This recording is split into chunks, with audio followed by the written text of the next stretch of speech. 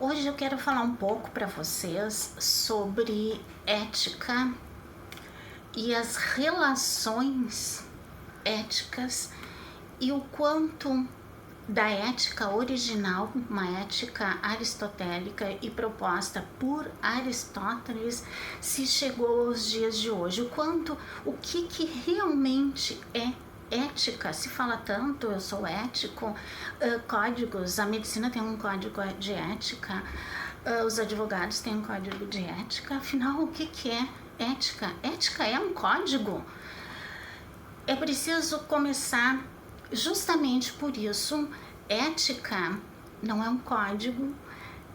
Código é um código moral, são regras morais. Ética não são regras moralizantes.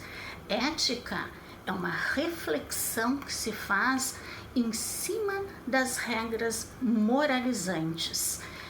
Vamos diferenciar isto. É uma disciplina estudada pela filosofia e que faz uma reflexão em cima da moral vigente. Voltando à questão da ética aristotélica, há uma ética que antecede a Aristóteles, embora do meu ponto de vista tocou a Aristóteles organizar a casa moralmente, estabelecer regras, estabelecer princípios. Qual é o equilíbrio, um caminho do meio? A gente pode até pensar sobre isso, embora o equilíbrio aristotélico nem sempre fosse pelo caminho do meio. No Ética a Nicômaco, Aristóteles esclarece sobre isso. Nem sempre uma justa medida está no meio. Mas enfim, não é este o meu objetivo. Eu quero trazer para vocês da ética psicanalítica, a ética de hoje, uma revisão sobre a ética, uma vez que essa ética do passado ela não levava em consideração, embora buscasse a felicidade. A ética aristotélica, por exemplo, é uma ética que busca a felicidade, mas a felicidade, neste caso, ela está muito vinculada para os antigos gregos a organização da polis, uma organização social, uma organização onde o homem é belo, cultua o corpo, cultua os deuses, honra pai e mãe. E hoje se percebe que isto é insuficiente. Nós somos seres que temos sentimentos, anseios, dor, sofrimento, e isso tudo impede a felicidade. Naquela época, então, Aristóteles não levou, e os gregos não levavam isso em consideração, uma organização onde não, partindo do princípio que uma sociedade organizada, todos seriam felizes. E aí então, há uns anos atrás eu estava na Austrália, e não lembro agora, mas enfim, eu estava na Austrália e lembro que saiu uma pesquisa onde a Austrália tem um nível de vida elevadíssimo, porém não tem um nível de felicidade elevado. Existe aí um choque entre o nível de vida e o nível de felicidade. Por que isto? Porque sociedades mais evoluídas e de primeiro mundo, se não levarem em consideração questões internas, anseios, traumas, uma busca pela felicidade é muito maior do que uma organização social que é externa. Tem que se levar em consideração a organização psicológica, a organização interna, a organização dos sentimentos, se quisermos realmente atingir a felicidade. Portanto, a felicidade não é uma questão de regras morais, regras moralizantes. Vamos moralizar por regras, regra 1, regra 2, regra 3, regras, regras, regras, regras. E onde entra a felicidade nas regras? Uma das regras lá, então, assim, que todo mundo seja feliz. Tá lá a regra. Por que então que as pessoas, nem todos são felizes? E então, o que estamos fazendo hoje é ética, é uma reflexão em cima das regras moralizantes. Estamos perguntando se regras morais conduzem à felicidade, se isso é suficiente que tenhamos regras, uma sociedade organizada a partir de regras, se isto conduz a algo que é interno. A felicidade, ela não é palpável, ela não é uma questão de regras, é um sentimento. E a pergunta então, todas estas regras morais estabelecidas por séculos e mais séculos nos levaram aonde?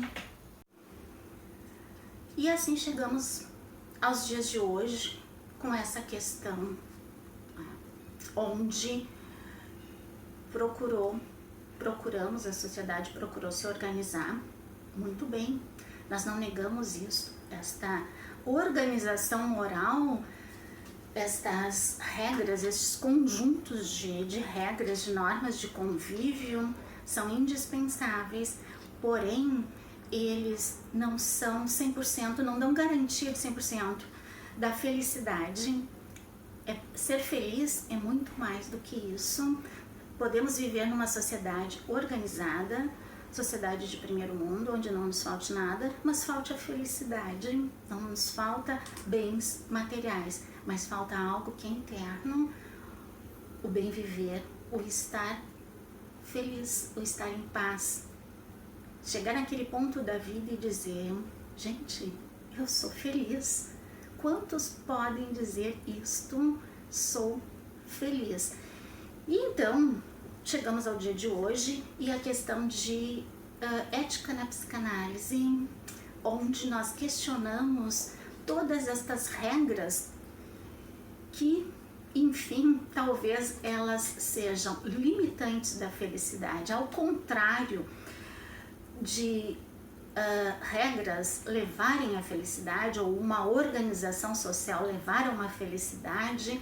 Nós questionamos isto, nós questionamos se é uma questão de regras ser feliz. E então a psicanálise vê isso de uma forma diferente. A organização moral e social faz parte, mas ela não é a totalidade do ser. Somos muito maior do que o nosso convívio social. O ser é muito maior, o ser de cada um, aquilo que cada pessoa é em si é muito maior do que isso. E aí eu volto àquilo que eu anteriormente falei, a questão do sofrimento, da dor, da doença, da felicidade ou infelicidade em si. E então, o que se tem hoje em termos de moral e de regras sociais, uma desconstrução, porque a sociedade observou que as regras são limitantes e elas impedem o crescimento e em muitos casos impedem a felicidade, porque foram abusivas, excessivas, tolhiram a pessoa, castraram, usaram da moral para fazer castração e nivelar todos, feito um exército que marcham todos iguais, usam o mesmo uniforme, têm a mesma ideologia. E então estas regras, esta moral foi usada para isso, que Freud fala de uma massificou as pessoas, uma moral de massa, rebanho, Nietzsche fala em rebanho, as regras manteve o rebanho unido, juntos, e alguém conduz o rebanho. Vocês de alguma forma entenderam onde eu quero chegar, de que é preciso repensar sim a moral, valendo-se do conceito de ética, que é onde questionamos a moral vigente, essa reflexão sobre a existência, sobre a felicidade, sobre a organização social, uma organização moral fundamental, sim, eu não estou negando isso, porém isso não é tudo.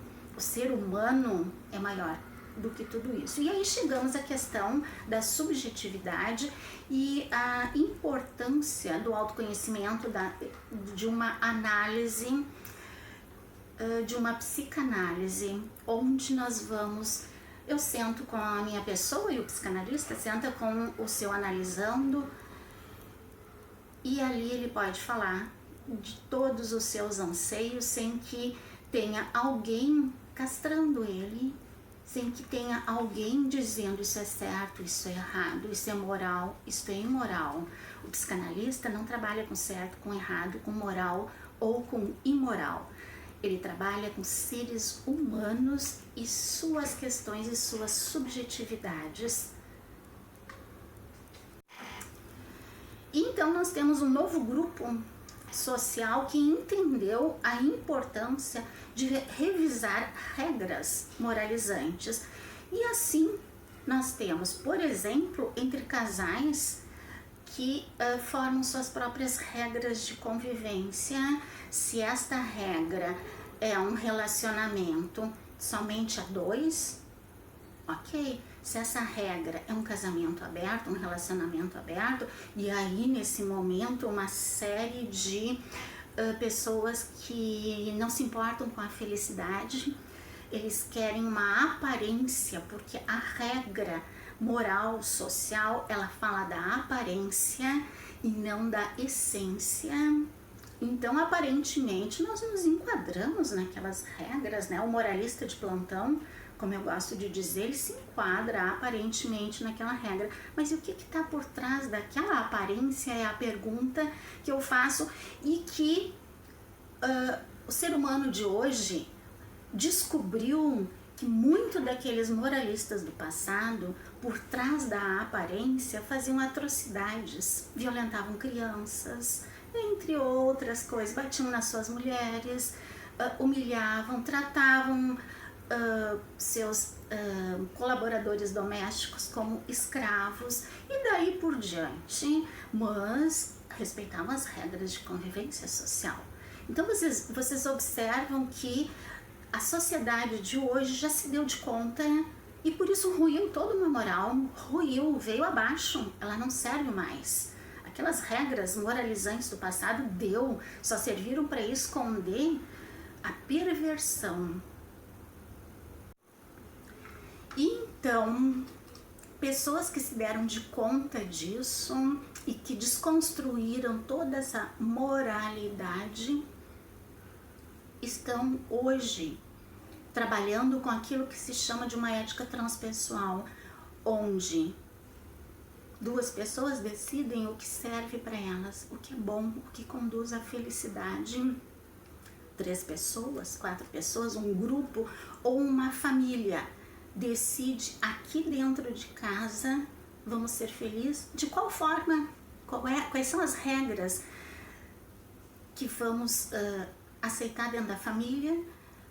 E assim por diante, né? Um grupo de estudantes pode decidir aqui, né, no nosso grupo quais são as regras que vamos admitir para atingir, entre outras coisas, também a felicidade. Então se fala em regras interpessoais, certo?